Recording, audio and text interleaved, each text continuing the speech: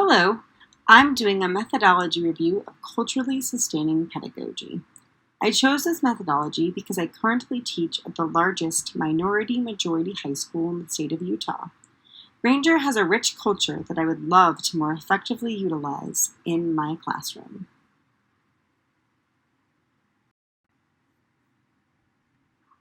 Culturally sustaining pedagogy was developed by Django Paris and H. Samueline.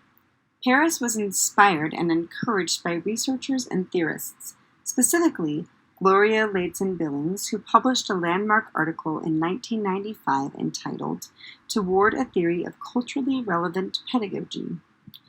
Ladson-Billings' original formula laid the groundwork for pedagogies that maintain long-standing cultural practices of communities of color, while students also learn to critique dominant power structure. However, Paris believed that the term relevant does not do enough to explicitly support goals of maintaining cultural traditions.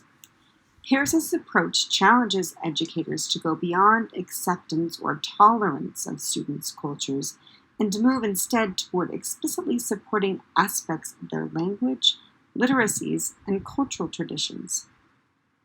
Culturally sustaining pedagogy also encourages us to consider the term culture in a broader sense, including concepts such as popular, youth, and local cultures alongside those associated with ethnicity. Paris and Aline believe that the practice of culturally sustaining pedagogy is becoming increasingly more important because 2014 was the first year in the United States public school system where students of color were the majority, in comparison to 1970, where 80% of the student population was white.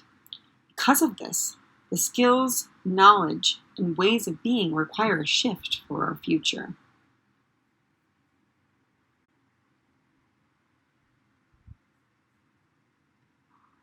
Looking forward, Culturally Sustaining Pedagogies, or CSP, has three goals in mind. The first is that CSP must extend previous visions of culturally inclusive practices. They do this by demanding explicitly pluralistic outcomes that are no longer centered on the white middle-class monoculture norms that educational achievement has been based on. It also calls out the imposition that these norms are harmful and discriminatory to our communities. Goal number 2 is that CSP needs to resist the static unidirectional notions of culture and race that focus only on ancient or long-standing traditions, much like the Thanksgiving celebrations in elementary schools that we talked about. Rather, CSP should also include the continual shifts and the cultural reworkings of the community. Finally, CSP must be willing to contend with the occasionally problematic aspects of our communities, and also celebrating our progressive, social justice-oriented movements and approaches.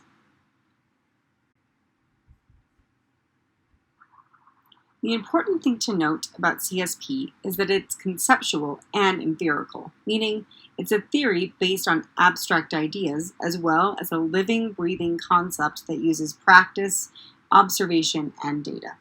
The idea behind CSP is that it is a theory that is living and breathing and adapting to young people, educators, communities, and scholars.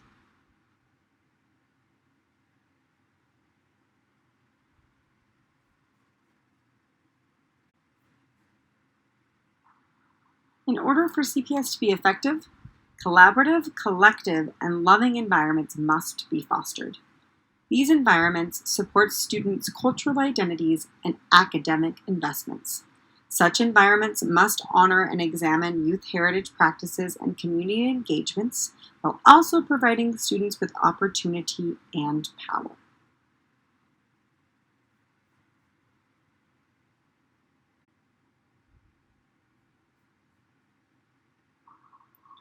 One way to enact culturally sustaining pedagogy is through the design of a classroom's physical space. Authors Dr. Django Paris and Dr. Sammy Aline explain, CSP seeks to perpetuate and foster to sustain linguistic, literate, and cultural pluralism as part of the schooling for positive social transformation. End quote. Put yourself in the shoes of your students and recall what it is like to walk into a classroom for the first time. What do you see on the walls? What do you hear? What is welcoming you?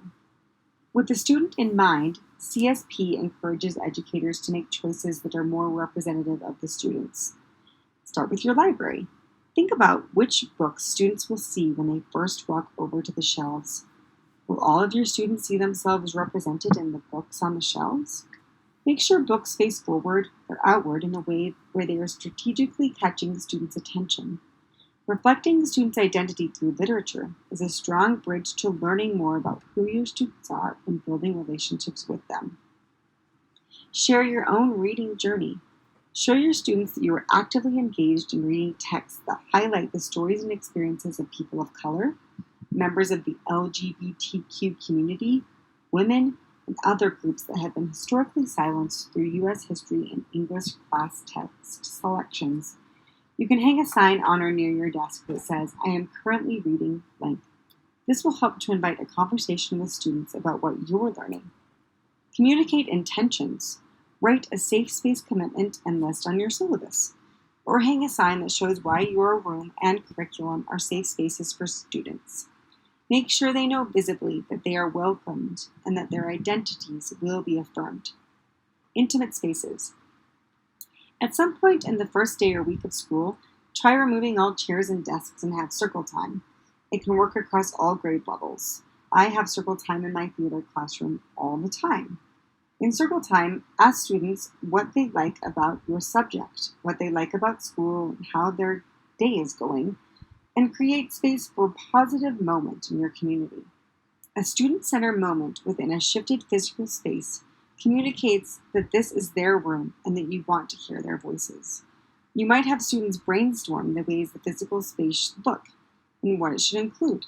Teachers should prioritize students' voices from the first day. You can engage in dialogue by asking what they value and then ensuring that those values have a place. The walls. Consider waiting to fill up the walls until after the first day of school. Leave room for students to contribute their work. Be intentional with what you put on the walls on the first day. You may want to use images featuring real people representing the students in your room, but also the ones who are missing. Posting those pictures versus cartoons or animals demonstrates intentionality and wanting to be inclusive. Post poetry or quotes that are from authors of color, women, LGBTQ people, and be intentional about the art in the room. You might even start the year off with a poem. Have students begin with "Where I'm From" poems as a great way to build community and allows the voices of their families to permeate the classroom space. After they're done writing, students can create broadsides of their poems that can be displayed in class for the first month, semester, or quarter of the year.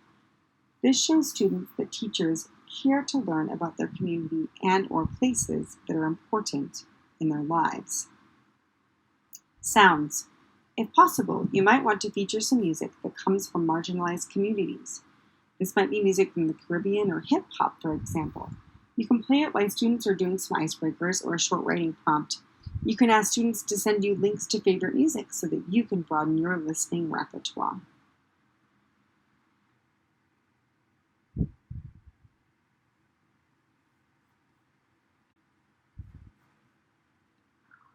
Here are a few practices that can foster the environment required for CSP to succeed. Seek out and use non-traditional texts in your curriculum. Use these texts for read aloud, independent study, and mentor texts for writing. Think outside the box. Use slam poetry, videos, or other student writing. You may even consider using blog posts, memes, podcasts, and other artifacts as reading material or writing models. In addition to potentially promoting student cultures, language, and literacies, these texts encourage broader ideas about what counts as reading and writing in schools. Explore and model meshing and combining languages. Language is an integral part of culture. Rather than require only standard English in the classroom, model and support the meshing and blending of language varieties. Kelby's bilingual poem example in class is a great idea for that. Give students the opportunity to mix and blend formal and informal language together in different assignment styles. Encourage students to write and explore what they know through the written word. A personal example of this is last year during a playwriting unit, one of my students wrote her entire scene in Spanglish. Her whole class helped put this scene on, and it was really fun. Provide students with the opportunity to explore a variety of cultural affiliations. Students engage, relate, and resonate with a wide range of cultural groups. Encourage them to explore these affiliations. Ask students about spaces, places, and communities where they feel like cultural insiders. Help them connect with these communities in person or online. This practice helps students and teachers understand the complexity of culture and the multiple affiliations of every student.